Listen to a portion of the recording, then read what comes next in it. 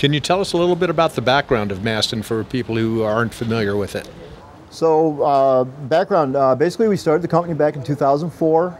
The whole idea is that, hey, there should be a better, easier way of doing rocketry and getting stuff into space, doing space launch.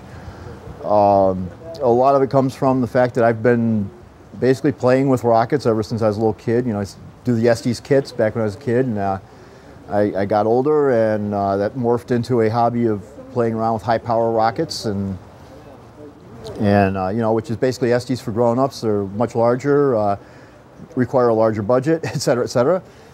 And then got into some other rocketry work, still as an amateur. And it turned out the next project I wanted to do was something that was reusable and basically did some hovering things, had some interesting control problems, and was going to require more time than I could put in evenings and weekends. So, and it's about the same time, the company I was working for got bought out by another larger company, which gave me a little extra cash. So everything just sort of came together, and I started the company and started working on this and figured out, hey, there might actually be a business here, so let's go do it. Dave, you're going to be giving an address at the conference here. What's that about? Yes.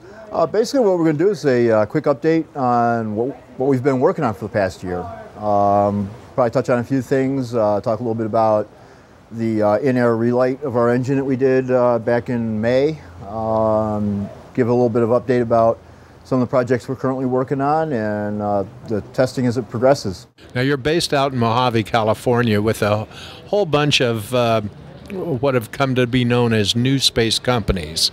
There's quite a culture out there. Yeah, I don't know how much culture there is so much, because everybody goes into their workshops and hides out in their hangars and is trying to get work done.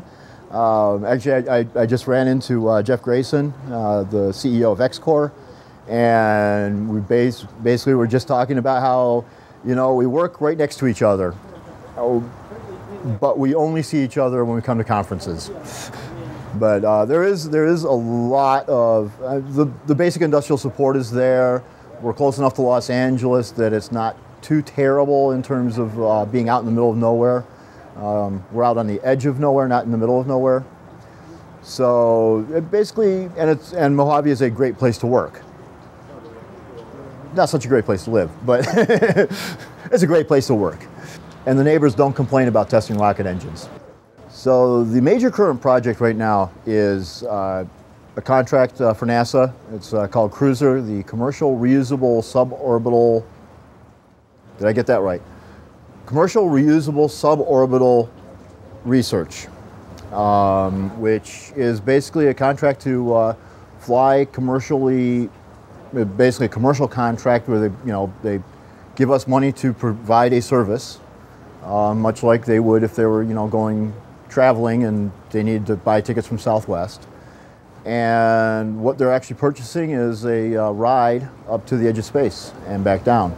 Now, for this particular cruiser contract, they're looking for some shorter flights at first, and then gradually expanding that range. So the vehicle that we're going to fly them on is currently in test right now, and really that's really where we're pretty much hammering everything right now, is just trying to test that vehicle and make sure that it's going to do exactly what it needs to do when it's time to actually fly those flights.